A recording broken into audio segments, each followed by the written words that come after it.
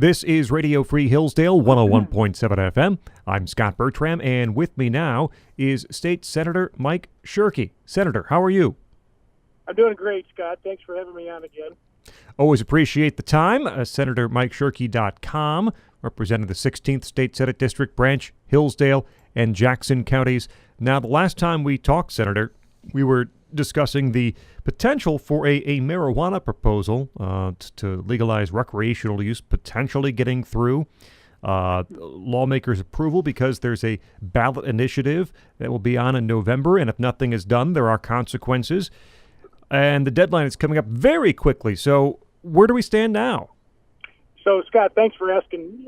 You and I are talking on Monday of this week, and the deadline for the legislature to take action on this particular citizen initiative is tomorrow, Tuesday. And I still believe the most prudent and most conservative approach would be for the legislature to enact as written. That's the only option we have in terms of enactment. Mm-hmm. And then allow us then to be able to amend and change it with simple majority votes. As you know, as we discussed before, if it goes to the ballot and is passed, then it will require, even to change a comma, it will require 3/4 votes in both chambers, which is an awfully high hurdle to achieve. And I hearken people back to 2008 when Michigan voters passed the medical marijuana law. It took us 9 years to eventually put together 3/4 vote in both chambers to have a regulatory structure that I believe is frankly, it's a model for the nation. But it took us 9 years to get there, and that was 8 years of chaos for our local municipalities and law enforcement and so forth. And so I think we should have learned from that process and not let it go to the ballot. And because I've seen 7 polls, 6 of them indicate it will pass, and 1 indicates that it fails. And so I don't like those odds. And I certainly don't want to subject businesses, citizens, children, schools, etc., to an unregulated recreational marijuana structure in Michigan. So it's a tough vote, an ugly vote, but I think the opposite, the letting it go to the ballot, would be irresponsible, quite frankly. Yeah, as you mentioned, we're taping on Monday, so we'll know by the time some people hear this. But what is the likelihood in your mind that a vote actually takes place before the deadline? We have mustered the votes in the Senate, and I think we're 12 or 14 votes short in the House as of this morning about 10 o'clock. And so I know there's a lot of people talking with House members to see if we can't patchwork together enough votes to do so. You know, I'm 95% confident this is the right approach, Scott.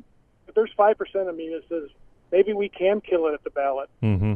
You know, but I don't know that I want to wake up November 8th and wishing that we had taken action, because it's really a very, in fact, the people who actually wrote the law, the citizen initiative, were in my office 2 weeks ago, and they admitted to me directly that it's very poorly written and it will require changes, but those changes are not going to be easy if it's approved at the ballot.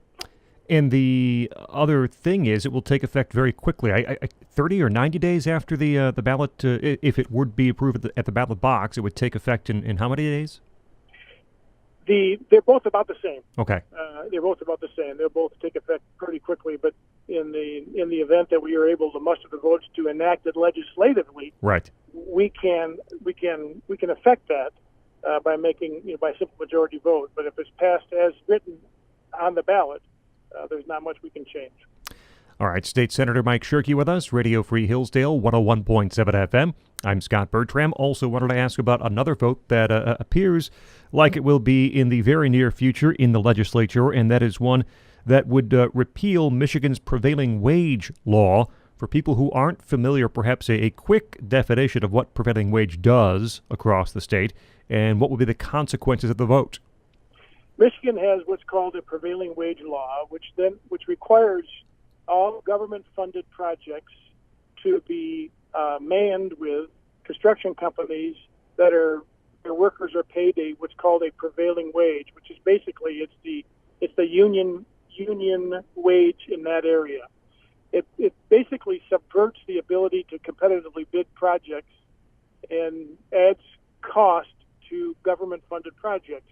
It's been in place for a long time, and we've got good documentation that, for projects like schools and other government-related projects, it actually adds cost to those projects. And we know that to be prudent with taxpayer money, we want to make them. We'd like to have those done on a competitive basis. It's controversial. Our best performing union members in the state are our construction workers, the operating engineers, and so forth. Mm-hmm. They're terrific citizens and awesome workers. So we're at a little bit of odds with them because that this kind of helps protect them and their wages, and they do a terrific job of funding their apprenticeship programs and so forth. But I maintain in a transparent, competitive basis, because they are so efficient in their jobs that they can still be competitive without this government protection. So the Board of Canvassers has approved the ballot initiatives, has approved the citizen initiative, and so therefore it's now in the lap of the legislature. And I believe sometime in the next week, the House and Senate will vote to affirm that and put it into law, basically repealing our prevailing wage law. Now, Governor Snyder, I believe, has said he opposes the repeal. So would he veto a potential bill if it gets to his desk? It's an important aspect of a citizen initiative that when a citizen initiative is confirmed to have the signatures, one of the three options the legislature has is to actually enact it. In this case, it's repealing something, but it's the same thing. It's enacting a law. But in the citizen initiative case, if the legislature enacts it, it does not require a governor's signature. Ah, okay. So the governor has expressed his opposition. It's not aggressive opposition. He understands, some of what I was explaining a minute ago, but there's nothing he can do to stop it, and he's not going to call House members and Senate members and try to twist their arm to vote no. If it goes up for a vote, it will pass both chambers. Have there been any estimates on what the real savings would be to local communities in the state?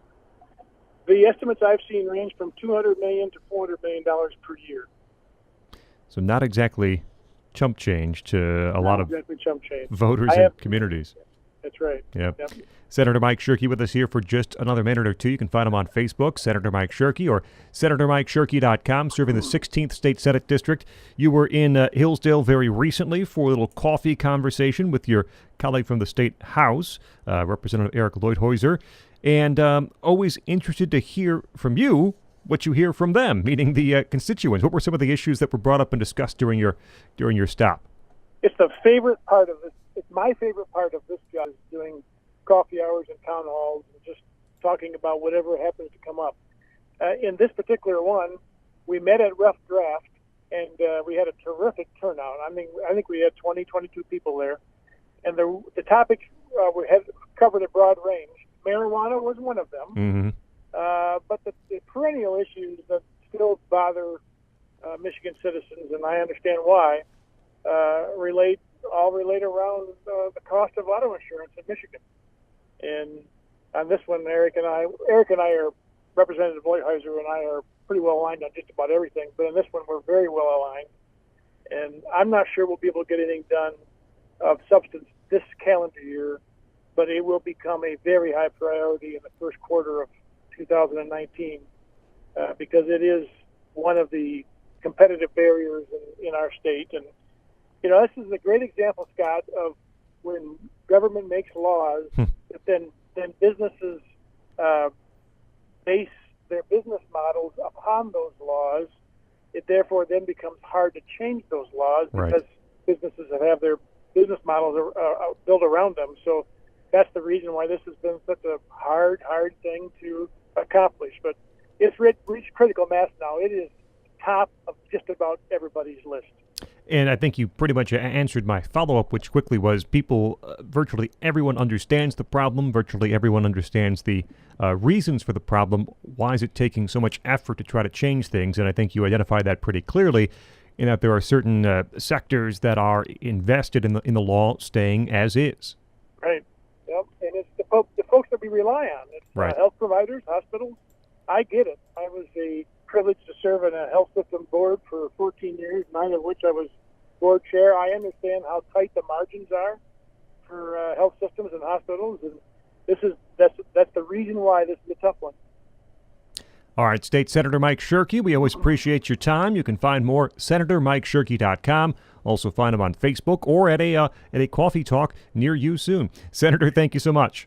I am a self-professed addict to the Hillsdale College online courses. Enjoying them immensely. I've just now started the Theology 101, and of course I love it when Dr. Arnn is teaching because he just mesmerizes me. So good job, Hillsdale College. Thank you, and I think it's like the old Pringles slogan, watch all you want, we'll make more. So, just keep viewing. Amen. All right, thanks, Senator. Bye-bye.